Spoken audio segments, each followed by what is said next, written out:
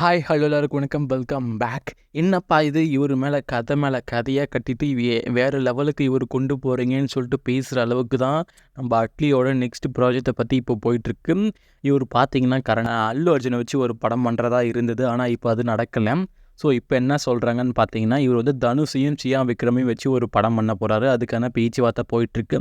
அவர் மட்டும் இல்லைங்க, இதில் வந்து பார்த்தீங்கன்னா ஃபகத் ஃபாசிலும் ஷாருக் கானும் இந்த படத்தில் ஒரு கேமியோ பண்ண போகிறாராம். அதாவது ஒரு இம்பார்ட்டன்ட் ரோல், அப்படி இல்லைனா ஒரு ஆக்ஷன் கேமியோவாக இருக்கான சான்ஸ் இருக்குன்னு இப்போ பேச்சுவார்த்தை போயிட்டு. இப்போ கரண்ட்டாக பார்த்தீங்கன்னா இவர் வந்து ஒரு நியூ ஸ்கிரிப்ட் ஒர்க்கில் இருக்கார். ஸோ அதுக்கான ஒர்க்கில் இவர் இருக்கார். ரொம்ப சீக்கிரமாகவே இவருக்கான நெக்ஸ்ட் ப்ராஜெக்டை பண்ண போகிறாங்க.